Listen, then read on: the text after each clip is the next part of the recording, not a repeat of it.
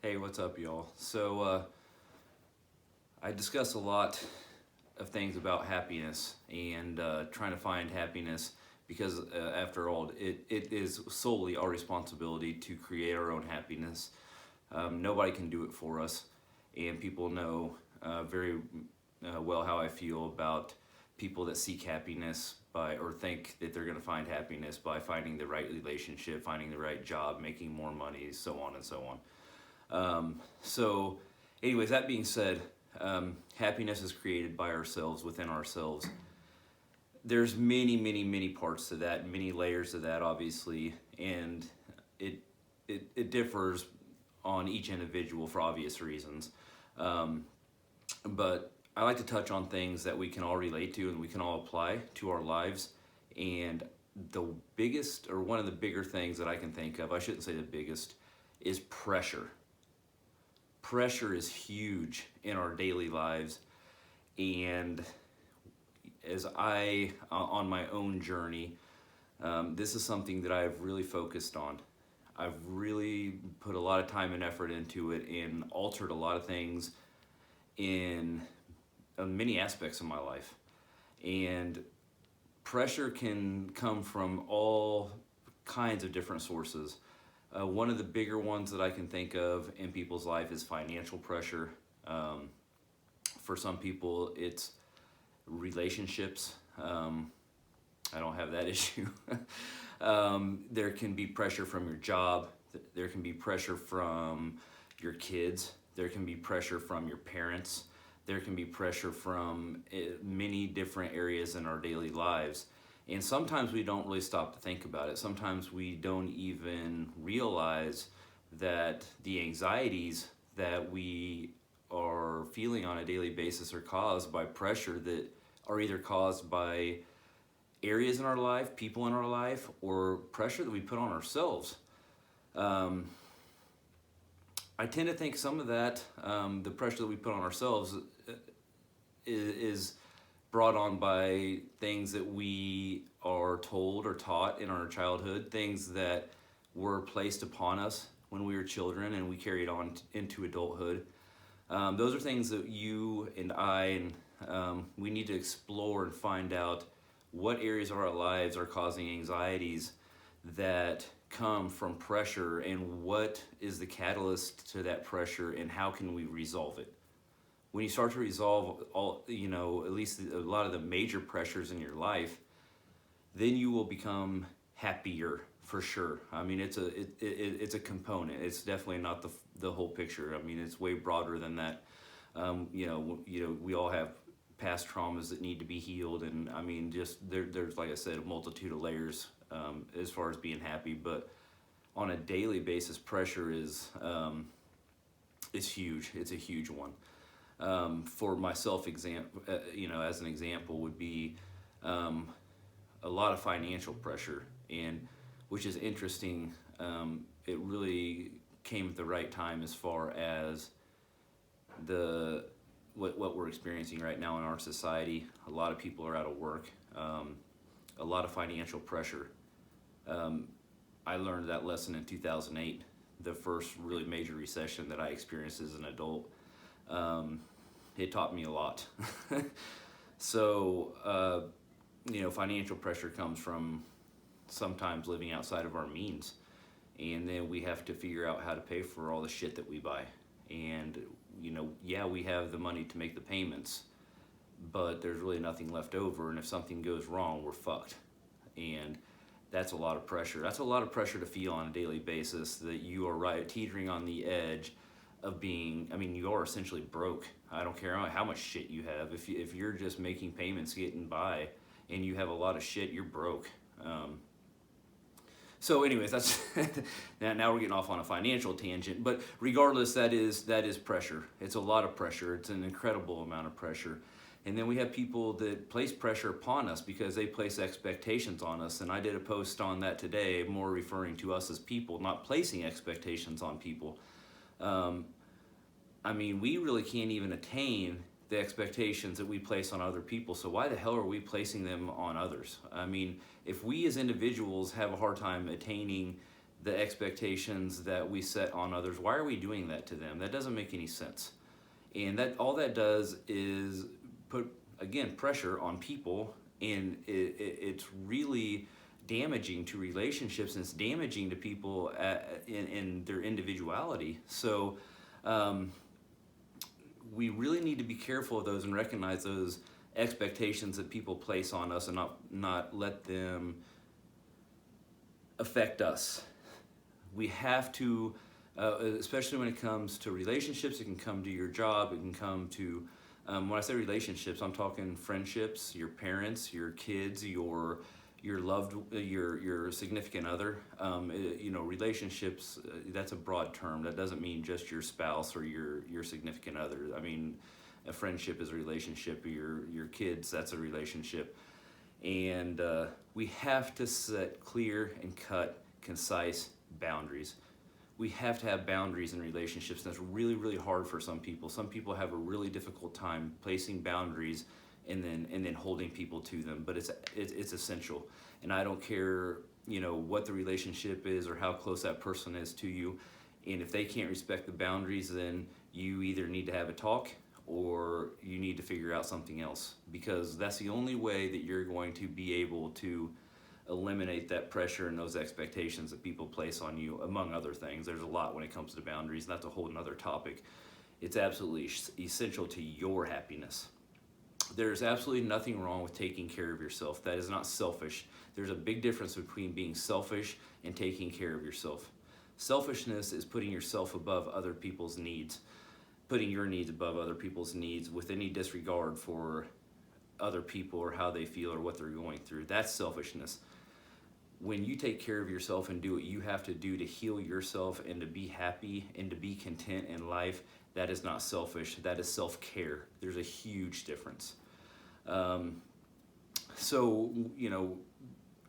it comes to pressure, I think the biggest thing that you need to do is take stock of everything. And that means really spending some time in some peaceful alone time, and writing down the things, and even taking note throughout the day of, you're getting anxious, you're feeling anxiety. Why do I feel anxiety? What is happening that's causing me this anxiety? Well, I have X that's making me feel this way. And generally, a lot of times it will relate to pressure, and then you can take note of that and start to make changes in your daily life, your daily routine. And a lot of them, I do it every day. I had to do it this morning, as a matter of fact, that I, as a structured person, I deal with a lot on a daily basis. I get a lot of people, a lot of messages, a lot of texts, a lot of phone calls. I deal with a lot of people, believe it or not. Even though I'm an introvert, I have a few businesses, so it's the nature of it. So, and then I wanted to be at the gym at a certain time, and because back to the structure, and I was I was feeling pressure, getting anxious, and I of course did exactly what I'm asking you to do, which is why do I feel so anxious? Well, it's because I want to be at the gym at a certain time. Is it really absolutely necessary that I get to the gym right at that time? And the answer was unequivocally no. It wasn't. It wasn't that big of a deal. And I had to talk my way through it because I was still anxious, even though I came to that conclusion. And it took me a minute to say, okay, so you're going to start your workout 30, 45 minutes late, but that's okay. You're going to be okay. You're going to get your workout in. You're going to be able to handle the things that you need to handle before you leave the house, and everything will be fine. I was placing that pressure on myself. That was nobody else placing pressure on me. Yeah, there's, like I said, there's many different things that we could go through as far as, and it's going to be highly individual. I think one of the bigger things that I can tell you is that, and again, I think this goes back to our childhood. I'm not sure where it comes from. I also think it comes from society, of course, too. I think that plays a role, but we put pressure on ourselves to excel in all these areas in life. And really, at the end of the day, even though we are taught through our childhood and through society standards that society tries to place on us, Is it excelling at something, or at least attempting to excel, because very few do, is really fruitless. It's fruitless. It's not going to add much value to your life. And depending on what we're talking about, generally a lot of these situations as an adult are financial based. So you make more money so you can buy more shit. But was the pressure that you felt really worth that? I don't know. That's not for me to answer. Some people do. Some people truly feel, and I've seen a lot of posts, or not a lot, that's not true. There are some on social media. I've seen posts that are extremely disturbing as far as basically being okay with and accepting the fact that you have to relinquish your happiness and your time, and also accept the fact that you have to deal with an extremely amount of stress, but it's all worth it because you'll make a lot of money. That I don't know. That's not for me to define for other people, I guess. I mean, if they think that is living, I mean, that's not for me to define for them. But that's sad to me. It's really sad. And I've been there, of course. We've all been there. But I'm starting to work my way. Well, I'm not working my way through it. I accept it. I don't care. I don't love money that much. So I kind of got lost on a tangent there. So.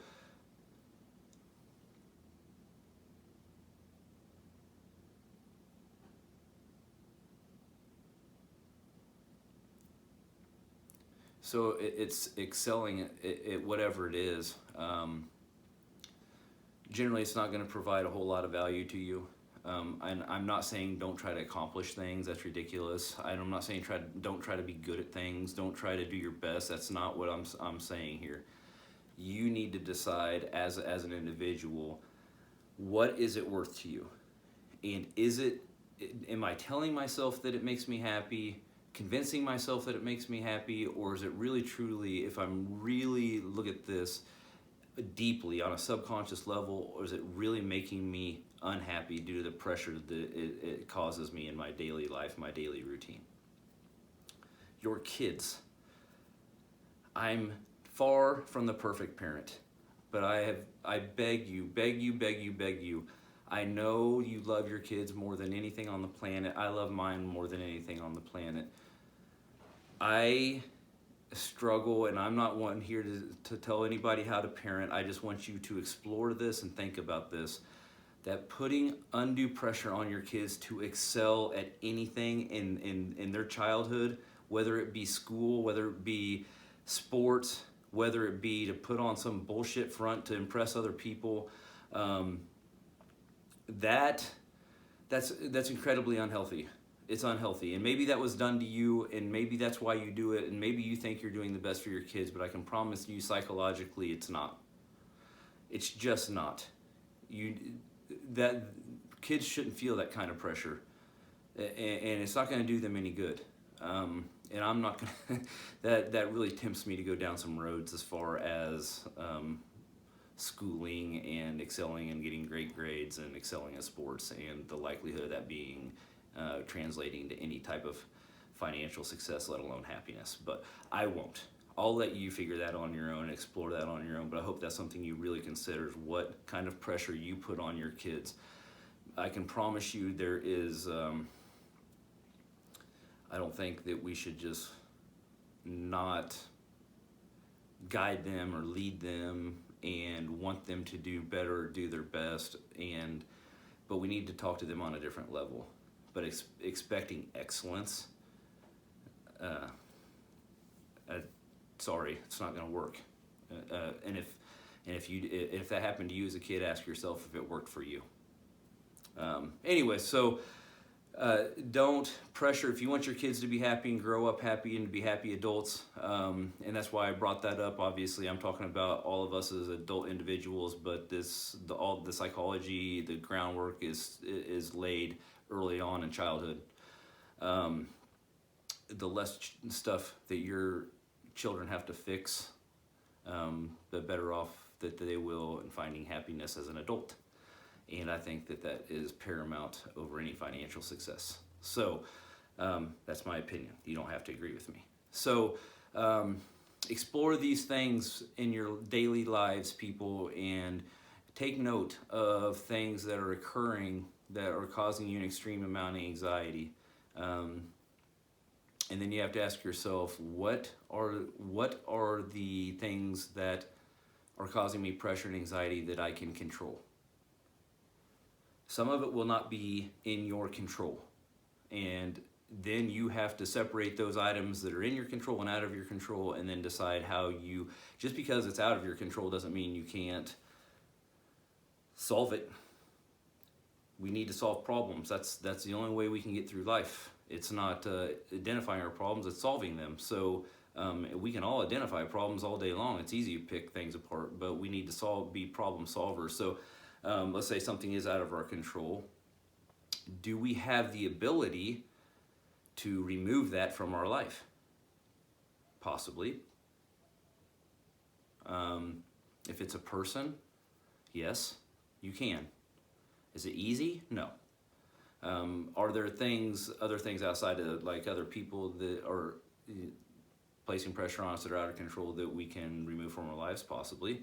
That's for you to define when you start going through your stuff. And then the things that we do have control of, obviously you take control of it and you change it. And those are the things within us that we can change. And the things about our daily lives that we can change, and the things about our daily habits that we can change, and the things about how can we set ourselves up for a different future so we don't feel that amount of pressure that we feel now. And that's kind of where I've tried to place myself. And I still have a lot of pressure in my life, a lot, but there's a lot of things that I eliminated that were undue pressure, that were meaningless to me, I mean, or maybe not even meaningless, but I had to make a decision. So so there you go.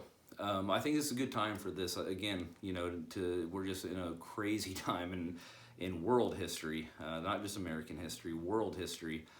And there's a lot of, our pressures that were already pretty high for most of us have just been multiplied multiple times over.